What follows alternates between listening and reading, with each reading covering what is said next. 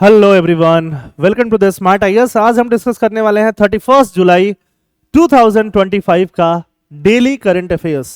So in the daily current affairs we are going to talk about 3 topics today. पहला topic क्या है? Boosting the capacity of legal aid system. Legal aid, aid मतलब help, legal मतलब law से related, मतलब वकील देना, है ना। वकील की बात यहाँ पे, एडवोकेट की बात की जा रही है। GS paper 2 polity and social justice के लिए ये टॉपिक बहुत ज्यादा इंपॉर्टेंट है। Second topic is from minimum to living wage. Wage मतलब क्या होता है? सैलरी, तनख्वाह, रेम्यूनरेशन। तो मिनिमम से लिविंग वेज का कॉन्सेप्ट क्या है, इसके बारे में जीएस 1, 2, 3 तीनों के लिए इंपॉर्टेंट होगा। Society, social justice and economy. Third is ancient India's Chola dynasty and its legacy. ये न्यूज़पेपर में भी आया था। वैसे तो ये हिस्ट्री का टॉपिक है, आर्ट एंड कल्चर का टॉपिक है, बट जीएस पेपर 1 के लिए इंपॉर्टेंट होगा क्योंकि न्यूज़पेपर के में भी ये डिटेल में अभी कवर किया गया था। मोदी जी यहाँ पे गए थे। तो all the 3 topics we are going to understand. और लास्ट क्लास में जो आपको क्वेश्चन दिया था उसका मॉडल आंसर, और आज जो टॉपिक हम पढ़ेंगे उसके ऊपर प्रैक्टिस क्वेश्चन भी आपको देंगे।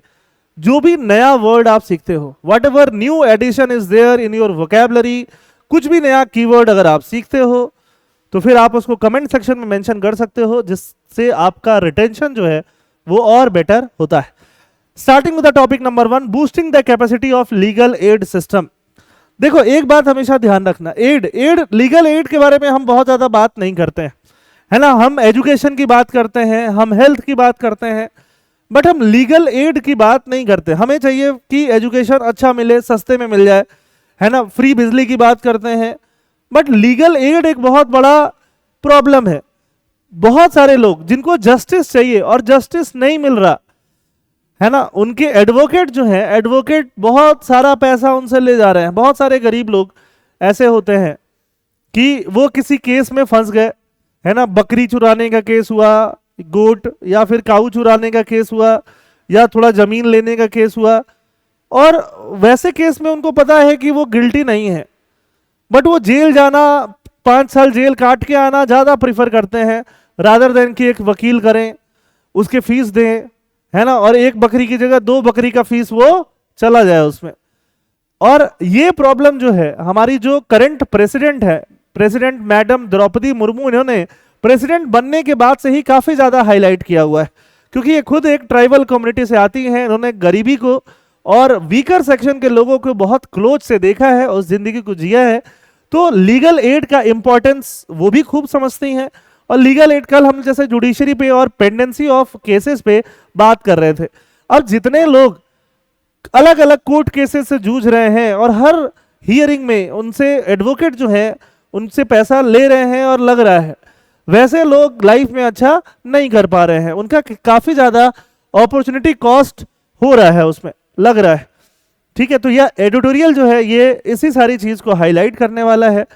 ये टॉपिक ये बोलता है, it calls for treating legal aid not as charity. Legal aid अगर फ्री दिया जाए उसको चैरिटी नहीं माना जाए, बट कॉन्स्टिट्यूशनल ऑब्लिगेशन माना जाए। ये कॉन्स्टिट्यूशन का भी ऑब्लिगेशन माना जाए कि इसेंशियल पब्लिक सर्विस में आए। हम जब भी इसेंशियल पब्लिक सर्विस की बात करते हैं, रिक्वायर्ड पब्लिक सर्विस की बात करते हैं, लॉ एंड ऑर्डर मेंटेन करना, एजुकेशन देना, रोड बनवाना, इलेक्ट्रिसिटी प्रोवाइड करना, हम उनकी बातें करते हैं। हम ये बात तो कर ही नहीं पाते, है ना। अगर हम इसके पूरे कॉन्टेक्स्ट एंड इंपॉर्टेंस की बातें करें तो legal service institution constituted under legal service authorities act 1987, ये हमने कल के क्लास में भी, कल के डीसीए में भी देखा था, have a constitutional and statutory obligation to provide free legal aid to approximately 80% of India's population, primarily the poor, vulnerable and marginalized section। तो ये देखो, इंडिया आजाद कब हुआ था? 1947 में। कॉन्स्टिट्यूशन हम कब फुल्ली इन्फोर्स कर पाए? 1950 में। बट 1950 से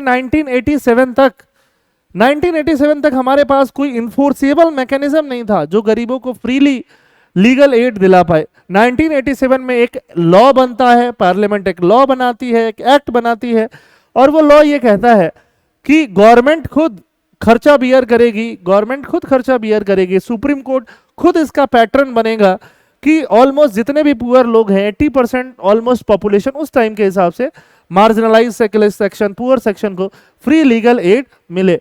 डिस्पाइट द वाइड मैंडेट, बहुत बड़ा मैंडेट है, actual reach is modest. Actual reach modest मतलब कम है ना, modest come, actual reach is low लिखने का एक नया तरीका है modest. In 2023-24, only 15.5 lakh individual availed legal aid, although it was a 28% improvement from 2022-23, है ना। एक साल में देखो ये 12.14 लाख से 15.5 लाख इंडिविजुअल्स को क्या मिला, लीगल एड मिला। तो ये भी अभी भी बिलो एक्सपेक्टेशन है, एक्सपेक्टेशन से काफी कम है पर ईयर का अगर हम लीगल एड की बात करें। This services are critical for ensuring access to justice. जब तक लीगल एड नहीं मिलेगा तब तक एक्सेस टू जस्टिस कैसे मिलेगा। एक पुअर पर्सन, आपने जय भीम मूवी देखा होगा, नहीं देखा होगा तो जाके देखिए एक बार, है ना। You will understand polity better, you will understand the writs better, you will understand the legal aid better. These services are critical for ensuring access to justice, a key tenet under Article 39 capital A of the Constitution। Article 39 capital A of the Constitution जो है, अभी Article 39 capital A DPSP का article है, बाद में add किया गया है कॉन्स्टिट्यूशन में, तो आपको क्या दिख रहा है, कैपिटल ए दिख रहा है। तो डीपीएसपी मतलब स्टेट भी का भी एक जिम्मेदारी बनता है, ऑल्दो डीपीएसपी का पार्ट है तो इन्फोर्सिबल नहीं है, बट इसके थ्रू, एक्ट के थ्रू इसको इन्फोर्सिबल बनाया गया है। समझ में आई बात, ठीक है। डेटा एंड फैक्ट्स की बात करो, लीगल एड बेनिफिशियरीज अभी हम पीछे भी डिस्कस कर रहे थे।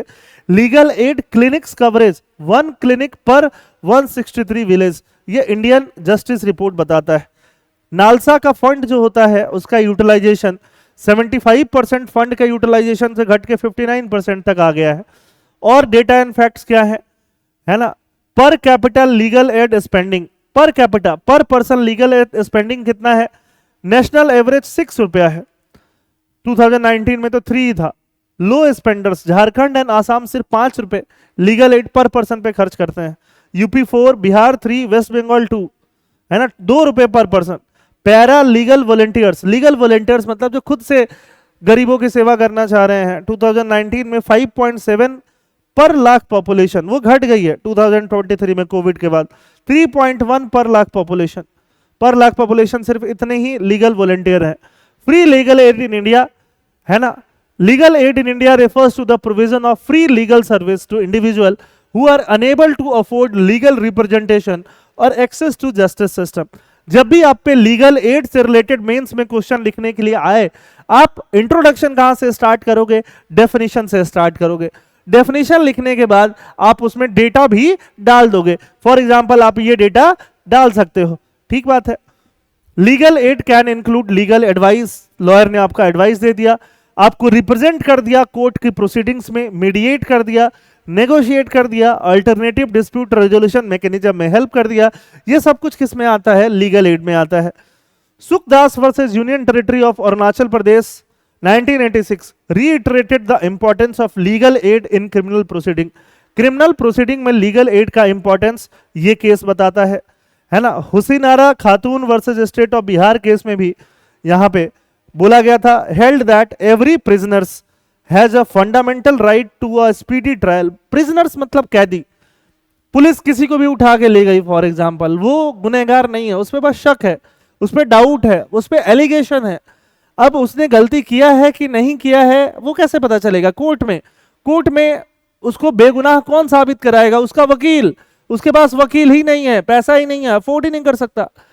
समझ में आई बात, तो अफोर्ड ही नहीं कर सकता, तो एवरी प्रिजनर का ये राइट है कि उसको स्पीडी ट्रायल मिले, उसको क्या मिले, वकील मिले, उसको लीगल एड मिले।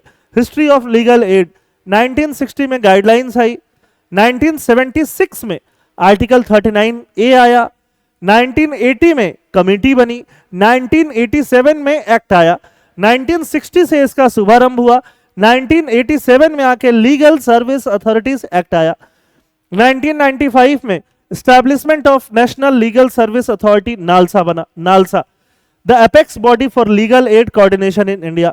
1998 में परमानेंट एंड कंटिन्यूअस लोक अदालत बने, जो यहां से इसी एक्ट से अपना क्या लेते हैं, पावर डराइव करते हैं। 2000 में implementation of various legal aid initiative, जैसे legal literacy programme and counselling centre खोले गए। तो history of legal aid in India ये है, इनको भी जगह जगह पे आप एज ए एग्जांपल यूज कर सकते हो अगर इस पे रिलेटेड क्वेश्चन पूछने के लिए आता है। 1987 का एक्ट जो है वो सबसे इंपॉर्टेंट है, और साथ साथ ये नालसा बॉडी जो है इसका फॉर्मेशन काफी इंपॉर्टेंट है। Need for legal add, constitution खुद बोलता है लीगल एड देना चाहिए। आर्टिकल 14 जब बोलता है equality before the law, equality before the law ensure ही तभी रहेगा जब लीगल एड सबको मिल पाए। Article 21 states no person shall be deprived of his life और पर्सनल लिबर्टी, है ना, तो कब डिप्राइव्ड नहीं रहेगा, जब उसके पास एडवोकेट हो। आर्टिकल 22 क्लॉज 1, बहुत सारे गरीब आप देखते नहीं हो, उन पे थोड़ा भी केस होता है जेल चले गए 2 साल। बड़े बड़े जो सेलिब्रिटीज हैं उन पे केस होता है, वो जेल कहां जाते हैं, नहीं जाते हैं, पहले ही उनका वकील उनका रिप्रेजेंटेशन लेके सुप्रीम कोर्ट हाई कोर्ट में जाके एंटीसिपेटरी बेल्स लेके चले आते हैं। आर्टिकल अभी फॉर एग्जांपल आप स्टैंड अप कॉमेडियंस के देख लो, है ना, आप देख लो रणवीर अहलावादिया को देख लो, आप समय रैना को देख लो, तो उनको क्या किसी भी कुछ भी उनके खिलाफ एलिगेशन हुआ, कोर्ट केसेस हुए, तो क्या जेल हुआ, क्या नहीं हुआ, क्योंकि उनके पास पैसा है, they have legal representation. But गरीब लोगों के पास होता क्या, शायद नहीं होता। Article 22 clause 1, it entails the right to be informed of grounds for arrest which make it obligatory for the state to ensure a legal system that promotes justice based on equal opportunity। Article 22 clause 1 भी ये बोलता है कि एक legal system जिसमें equal opportunity को promote किया जाए। ठीक बात है। अब ये सारे पॉइंट्स हमने आपको एक्सप्लेन किए। नालसा एक अथॉरिटी बना, नालसा नेशनल लेवल पे, स्टेट लेवल पे स्टेट लीगल सर्विस अथॉरिटीज बनाया गया, डिस्ट्रिक्ट लेवल पे डिस्ट्रिक्ट लीगल सर्विस अथॉरिटीज बनाए गए। सेक्शन 341 ऑफ द भारतीय नागरिक सुरक्षा संहिता, अभी देखो 2023 से पूरा जो क्रिमिनल प्रोसीजर कोड है वो अपग्रेड हो चुका है ना, आईपीसी भी है वो भी अपग्रेड हो चुका है। तो भारतीय नागरिक सुरक्षा संहिता क्या बोलता है, legal aid to be accused at state expense in certain cases where the accused lacks the mean of legal engagement. जब अक्यूज के पास पैसे नहीं होंगे तो सर्टेन केसेस में लीगल एड प्रोवाइड किया जाएगा। नालसा क्या बोलता है, नालसा जो कि 1987 के एक्ट से फॉर्म हुआ बट 1995 में फॉर्म हुआ, इसका मैंडेट क्या है, नालसा फॉर्म होने का मैंडेट क्या है, ensure free competent legal aid to the competent legal aid. ऐसा लीगल एड नहीं कि कोई भी लीगल एड में कोई भी गया और रिप्रेजेंट कर रहा है गरीब इंसान को, उसको जेल ही हो गया, उसको होने वाला तो उम्र कैद फांसी हो गया, है ना। तो कॉम्पिटेंट लीगल एड होना जरूरी है to the socially and economically disadvantage. इसके लीडरशिप में पैटर्न इन चीफ कौन होते हैं, इंडिया के चीफ जस्टिस, इंडिया के चीफ जस्टिस मतलब सुप्रीम कोर्ट के चीफ जस्टिस। एग्जीक्यूटिव चेयरमैन कौन होता है, सीनियर सुप्रीम कोर्ट के जज, ये लोग इसके लीडर होते हैं, नालसा के लीडर। फंक्शन क्या है, लीगल लिटरेसी कैंपेन्स, लीगली लोगों को लिटरेट बनाना, अवेयर बनाना, ठीक है, लीगल बैटल्स कैसे लड़ना है, फंडामेंटल राइट से अवेयर कराना। लोक अदालत फॉर एमिकेबल डिस्प्यूट रेजोल्यूशन, लोक अदालत हमने कल पढ़ा था, amicable friendly. Legal aid in civil and criminal matter, outreach in rural and vulnerable communities को आउटरीच करना। फ्री लीगल एड के लिए एलिजिबिलिटी भी है नालसा के अंदर। एलिजिबिलिटी क्या है, वुमेन एंड चिल्ड्रन को क्या मिलेगा, फ्री लीगल एड। अगर आप वुमेन हो या आप चिल्ड्रन हो 18 साल से कम तो आपको फ्री लीगल एड मिलेगा। Schedule caste and schedule tribe को क्या मिलेगा, free legal add. Person with disabilities को क्या मिलेगा, free legal add. Industrial workman को क्या मिलेगा, free legal add. Victim of disaster को क्या मिलेगा, free legal add. Person in custody और शेल्टर होम्स, जो कस्टडी में ऑलरेडी है उनको क्या मिल सकता है, free legal add. Economically weak, जिनका इनकम बिलो 1 लाख है, उनको क्या मिलेगा, फ्री लीगल एड। कुछ कुछ केसेज में 5 लाख तक के लिए भी सुप्रीम कोर्ट ने अलाउ किया हुआ है। तो इसमें आप देखोगे माइनॉरिटीज वर्ड यूज नहीं हुआ है, ओबीसी वर्ड यूज नहीं हुआ है, ओल्ड एज वर्ड यूज नहीं हुआ है। तो जो एलिजिबिलिटी है ये प्रीलिम्स के लिए बहुत ज्यादा जरूरी है। फ्री लीगल एड इंक्लूड्स ये सारा जो ये है ना, डॉक्यूमेंटेशन, एडवोकेट, ये सब कुछ फ्री लीगल एड प्रोवाइड करता है ना, कोर्ट में representation. Significance of free legal add, social welfare justice तभी आएगा, जो राइट्स आपको कॉन्स्टिट्यूशन दे रही है और उसका इन्फोर्समेंट तभी होगा जब लीगल एड मिले, है ना। गरीब लोगों के पास भी तो आर्टिकल 21 है, फिर क्यों जेल जा रहे हैं, क्योंकि लीगल एड नहीं है। प्रोटेक्शन ऑफ फंडामेंटल राइट्स तभी हो पाएगा, स्ट्रेंथनिंग रूल ऑफ लॉ तभी हो पाएगा, लीगल अवेयरनेस तभी लोगों के बीच में आ पाएगी, है ना। ये सारे मेंस में लिखने के लिए बहुत सिग्निफिकेंट पॉइंट है। Current legal aid infrastructure, legal aid is made available through front office, courts में ऑफिस लोकेटेड होते हैं, जेल्स में, जुवेनाइल बोर्ड्स में लीगल एड देने के लिए। लीगल एड क्लिनिक है रूरल एरियाज को टारगेट करने के लिए। इंडिया जस्टिस रिपोर्ट ये बोलती है there is only 1 clinic every 163 village, मतलब क्लिनिक्स और होने चाहिए। जैसे हेल्थ क्लिनिक्स हैं वैसे legal clinics. Effectiveness and outreach of these facilities are contingent on available financial and human resource which vary significantly across state. Budgetary allocation and utilization क्या है? Legal aid spending account for less than 1% of total justice budget. Judiciary के लिए जितना budget होता है उसका 1% से भी कम लीगल एड में जाता है, जबकि ज्यादा जाना चाहिए। चैलेंजेस क्या होंगे लीगल एड सिस्टम को इंप्लीमेंट करने में? बजट एलोकेशन जो है बहुत कम है ना। Legal aid receive less than 1% of total justice budget despite state budget increase. NALSA fund decline हो गया 207 से 169 करोड़। सोचो पैरा लीगल वॉलंटियर्स कम हो गए, हमने पहले डिस्कस किया। इनएडिक्वेट पर कैपिटल लीगल एड, ये भी हमने पहले डिस्कस किया है ना। आसाम सिर्फ 5 रुपए स्पेंड कर पाता है पर head. Under utilization and restriction of NALSA fund. NALSA fund का यूटिलाइजेशन भी घट रहा है, एक तो फंड भी घट रहा है, दूसरा यूटिलाइजेशन भी घट रहा है।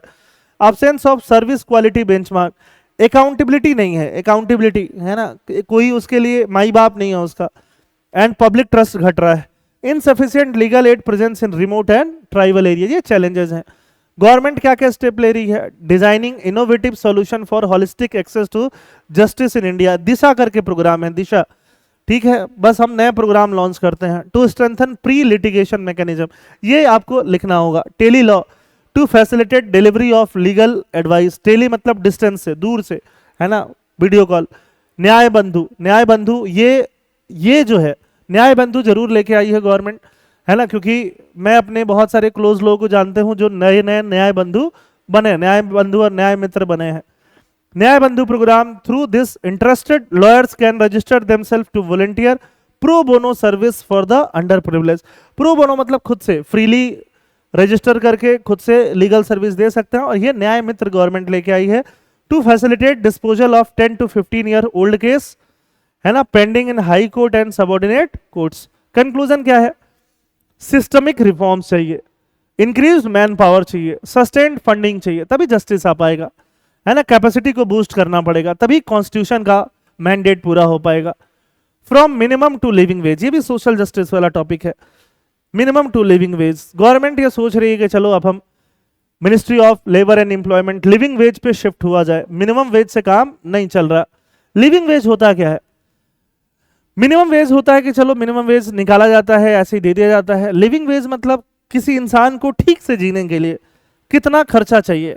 हर एरिया में अलग अलग, आसाम में हो सकता है अलग हो, बेंगलोर में हो सकता है अलग हो, मुंबई में हो सकता है अलग। मुंबई मतलब महाराष्ट्र पकड़ के चलो, हर स्टेट में अलग अलग वो खर्चा हो सकता है। लिविंग वेज, खाने में उसका कितना खर्चा हो सकता है, ठीक है, एजुकेशन में कितना खर्चा हो सकता है, हेल्थ में कितना खर्चा हो सकता है, कपड़ों में कितना खर्चा हो सकता है, मिनिमम बेसिक मिनिमम लिविंग के लिए। हाउसिंग में कितना खर्चा हो सकता है, और इंश्योरेंस में, इंश्योरेंस मतलब थोड़ा सा वो अपने लिए सेव भी कर पाए अपने फ्यूचर के लिए, उसमें कितना होना चाहिए मिनिमम। ये सब मिला के क्या बनता है? लिविंग वेज बनता है, जीने के लिए wage. Living wage is the minimum income necessary for a worker to meet their basic need, food, housing, clothing, health care, education and some level of financial security, कुछ सेविंग भी। ये international labour organisation बोलता है living veg ऐसे निकलता है। Minimum veg कैसे निकलता है? मिनिमम वेज के लिए कोई खास क्राइटेरिया नहीं फॉलो किया जाता है ना। Minimum wage which are set by law and often do not account for actual living cost. Minimum wage generally कम होता है। मिनिमम वेज में आप देखोगे education, health care generally included नहीं रहता है, हाउसिंग, फूड, है ना, बस इतनी चीजें इंक्लूडेड रहती हैं। Living wage ensures that worker and their families can live with dignity without falling into poverty. Living wage से ये इंश्योर होता है कि कोई पॉवर्टी में नहीं जाए, डिग्निटी के साथ रह सके, अच्छा एजुकेशन मिल सके, अच्छा हेल्थ केयर मिल सके। Living veg, housing, food, health care, clothing, है ना, एजुकेशन, सब कुछ आता है लिविंग वेज में, ठीक है। मिनिमम वेज क्या है? हेल्थ एंड एजुकेशन काउंट नहीं होता है मिनिमम वेज में। गवर्नमेंट अब सोच रही है हेल्थ एंड एजुकेशन काउंट करें, सिर्फ न्यूट्रिशन, हाउसिंग, क्लोथिंग ही काउंट करती है। Implementation challenge exist due to inter state variation, हर स्टेट में अलग अलग वेरिएशन है। डिस्कशन हो रहा है, मिनिस्ट्रीज डिस्कशन कर रही हैं, खासकर मिनिमम वेज का इन्फोर्समेंट या लिविंग वेज का इन्फोर्समेंट वुमेन के लिए बहुत इंपॉर्टेंट है, children and health care cost के लिए बहुत इंपॉर्टेंट है। Context, a new report by Quess Corp and the Udaiti Foundation reveals that over half of blue and grey collar women, blue and grey collar क्या है मैं आपको आगे समझाऊंगा, ब्लू कॉलर तो आप समझते ही हो, blue and grey collar women workers in India are dissatisfied with their low wages. Half the workers क्या है, अपने लो वेजेस से डिससेटिस्फाइड है। समझ में आई बात? With 80% saving less than 2000 a month. अगर less than 2000 a month saving होगा तो डिससेटिस्फैक्शन जो है वो जाहिर है। This inadequate earning are a key reason why women leave formal employment, especially when weighed against the high opportunity cost of working. Working का भी बहुत अपॉर्चुनिटी कॉस्ट है। वर्किंग कैसे करना पड़ता है, खासकर middle class, lower middle class women को जल्दी उठना पड़ता है, जल्दी उठने के बच्चों को रेडी करना पड़ता है स्कूल जाने के लिए, अपने हस्बैंड वगैरह को रेडी करना पड़ता है उनको ऑफिस में जाने के लिए, खाना वाना रेडी करना पड़ता है, खुद खाना पड़ता है, फिर जाना पड़ता है ऑफिस, वहां पे दिन भर मेहनत करना पड़ता है, फिर आना पड़ता है, फिर घर पे काम करना पड़ता है सारा। तो कॉस्ट, अपॉर्चुनिटी कॉस्ट बहुत ज्यादा है। The report highlights a significant gap between the minimum wage and actual living wage. Actual living wage ज्यादा होगा, needed to cover essential expenses like health and education. Health and education cover नहीं होता है। अब blue और white collar jobs तो आप जानते हो, व्हाइट कॉलर जॉब्स मतलब है ना, जो generally highly educated jobs, lawyers के जॉब, कंसल्टेंट, अकाउंटेंट्स, प्रोफेसर्स, ये आप व्हाइट कॉलर्स जॉब में डाल देते हो।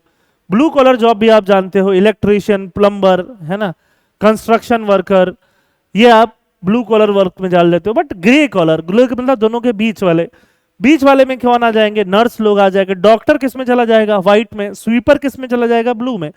बट नर्सेज किस में चली जाएंगी, ग्रे में। रिसेप्शनिस्ट वगैरह किस में चली जाएंगी, ग्रे में, है ना। तो ऐसा देखते हो वुमेन बहुत सारी ग्रे जॉब में है।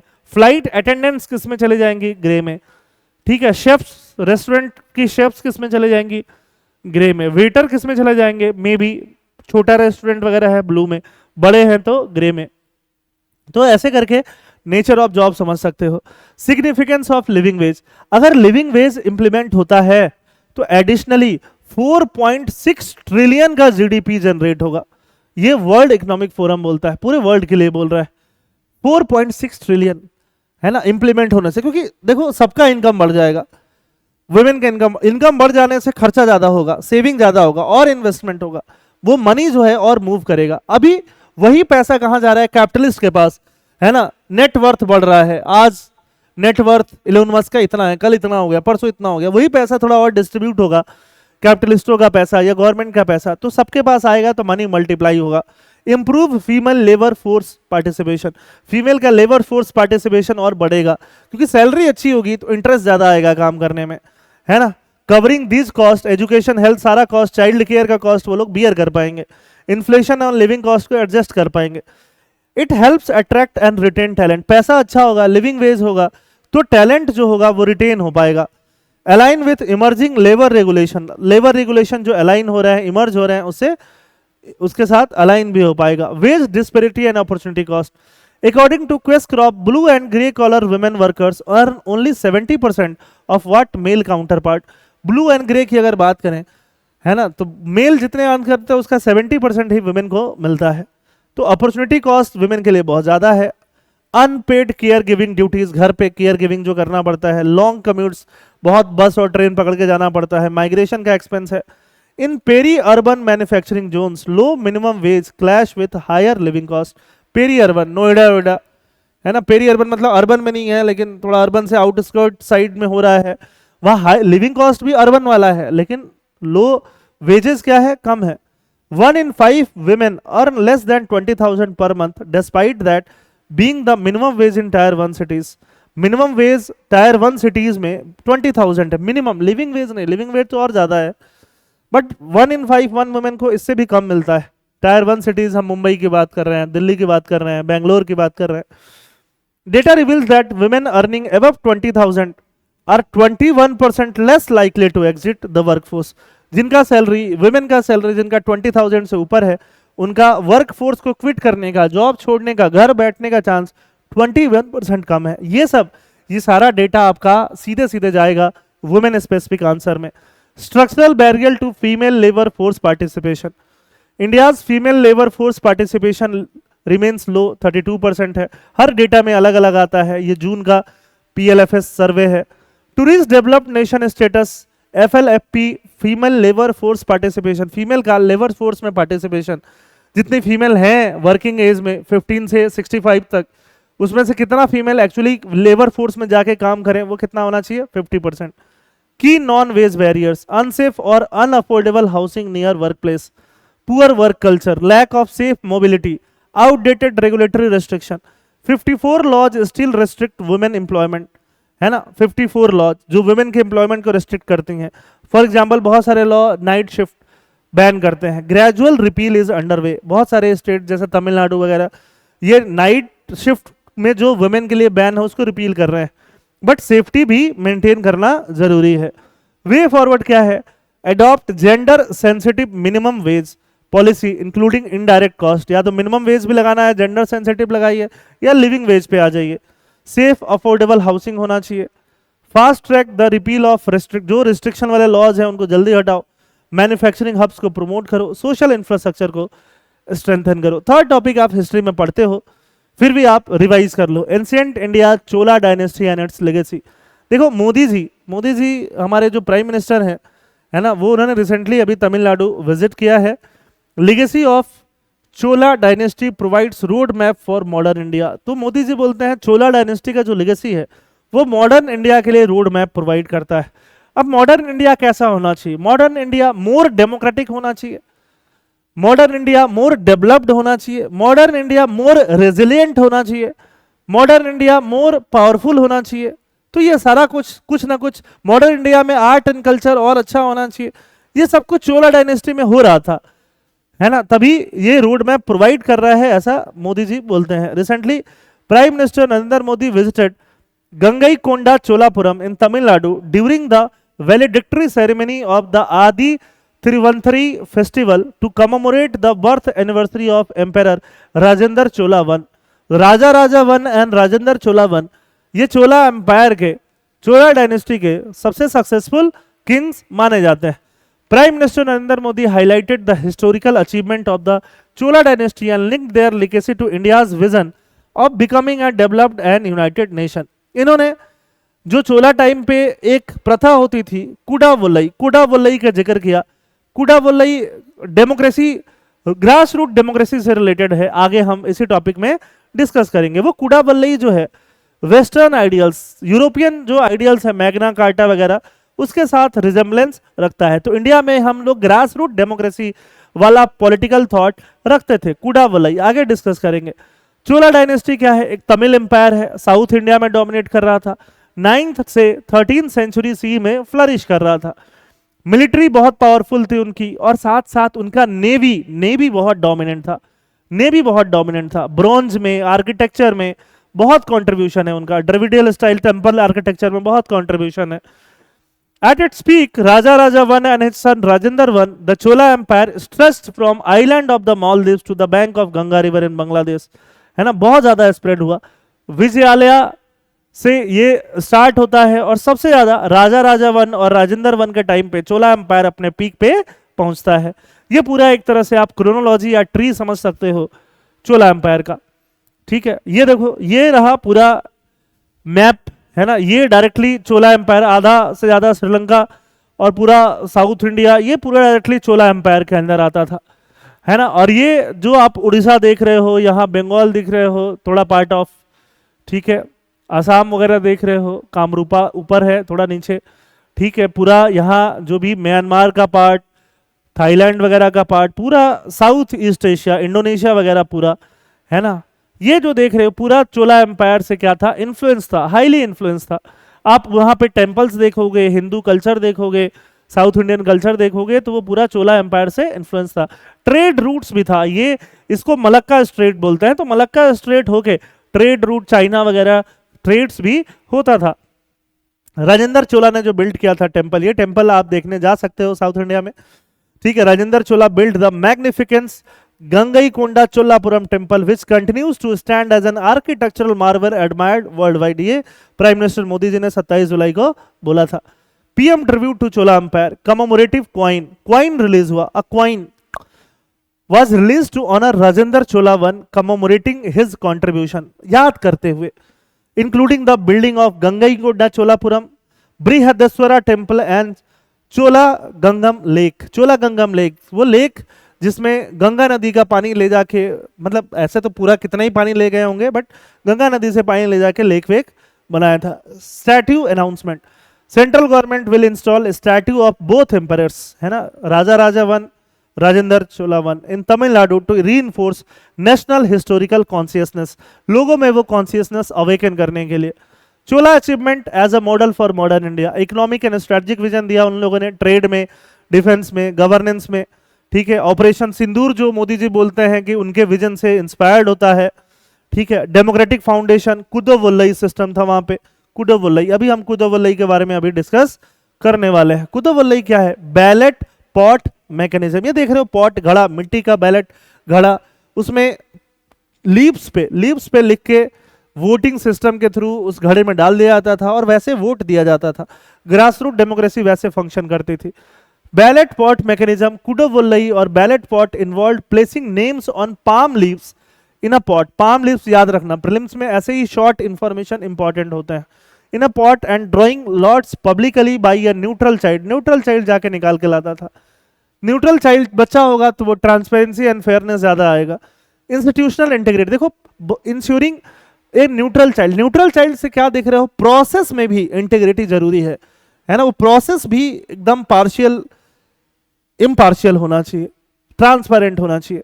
Institutional integrity, the process symbolized a combination of divine will and civic integrity aimed at preventing dynastic capture of power, जिससे कि डायनेस्टिक कैप्चर ऑफ पावर नहीं हो। तो मोदी जी वही बोलते हैं कि पूरा काशी तमिल संगम एंड द सौराष्ट्र तमिल संगम, पूरा संगम ही संगम है। ब्रोंज के बहुत सारे स्कल्पचर्स हैं जो चोला एम्पायर के टाइम पे बने हुए हैं, ठीक है। 600 ancient artifacts and statues have been brought back to India, जो जगह जगह चोला एम्पायर के टाइम से और जगह वर्ल्ड में चला गया था। 36 जिसमें से कहाँ है, तमिलनाडु से है। Democratic thought, PM Modi emphasize that the Chola empire practised structured electoral governments, अभी हम कुडवल्लई की बात कर रहे थे वही। Uttaramerur inscription in Tamil Nadu serve as one of the earliest evidence of local self governance, local self governance बताता है उत्तरामेरूर इलेक्टोरल प्रोसेस के बारे में। विलेज काउंसिल्स होती थी वहां पे, है ना, सभाज लगता था ब्राह्मण्स के लिए भी और उर मतलब नॉन ब्राह्मण्स के लिए भी। Merchant guilds as partners, merchant guild business houses partners बनते थे। गिल्ड्स लाइक मंगी Ramam and Ayyavole were key in decentralizing governance and trade expansion, तो बिजनेस हाउसेस का भी रोल रहता था क्योंकि ट्रेड इकोनॉमी वही लोग चलाते थे। King Rajendra Chola carried sacred Ganga water from the north, और वहां पे आके लेक बना, ठीक है। आज हम इसको पुन्नेरी लेक के नाम से जानते हैं। कौन सा लेक का नाम है? पुन्नेरी lake.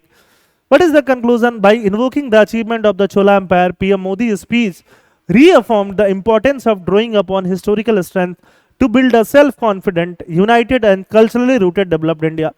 The Chola dynasty's sophisticated system of local self-government, democratic accountability and ritual statecraft provide a powerful counter-narrative to Western-centric ideas of political evolution. What is the model answer? Last class में हमने justice delayed is justice denied, justice के ऊपर, चोला empire तो हो गया। Last class में हमने justice के ऊपर एक क्वेश्चन दिया था आपको, उसका मॉडल आंसर यहां पे है। क्वेश्चन क्या है? Justice delays is justice denied. In light of this statement critically examine structural reasons for judicial delays in India and suggest reform to ensure timely delivery. तो justice delays is justice denied में हमने वो data बता दिया कितने case pending है। Structural reason for judicial delays जो कल हम पढ़ रहे थे, जुडिशियल वैकेंसीज, प्रोसीजरल इनएफिशिएंसी जिसमें डेटा भी है, एग्जाम्पल भी है, inadequate infrastructure, government as the biggest litigant, है ना, और रिफॉर्म के 4-5 पॉइंट, है ना। ये सेकंड पार्ट हो गया, ये फर्स्ट पार्ट हो गया, लास्ट में कंक्लूजन हो गया। तो ऐसे ही करके आप आंसर्स लिख सकते हो, ठीक है। ये पीएम विकसित भारत रोजगार योजना के ऊपर यहाँ इंट्रोडक्शन, जिसमें बजट में कितना एलोकेशन किया गया है, कैसे ये फॉर्मलाइज करेगा एम्प्लॉयमेंट को, कैसे इंक्लूजन देगा, इसमें भी जो भी डेटा और कीवर्ड्स हैं वो जरूरी हैं, और चैलेंजेस क्या आएंगे, और लास्ट में कंक्लूजन। ऐसे करके आप अपना आंसर लिख सकते हो। आज हमने 3 टॉपिक पढ़े, एक लो वेजेस के ऊपर पढ़ा, तो उसके ऊपर आपको ये क्वेश्चन लिखना है। दूसरा हमने लीगल एड पे पढ़ा, लीगल एड के ऊपर आपको एक क्वेश्चन लिखना है। और तीसरा हमने चोला एम्पायर्स के बारे में पढ़ा। इन तीनों का मॉडल आंसर हम आपको कल देंगे। अगर आप मेंस लिख रहे हो तो यकीन मानो ये सारे क्वेश्चन डायरेक्टली आपको मेंस में बहुत ज्यादा फायदा देने वाले हैं। थैंक यू एंड जय हिंद।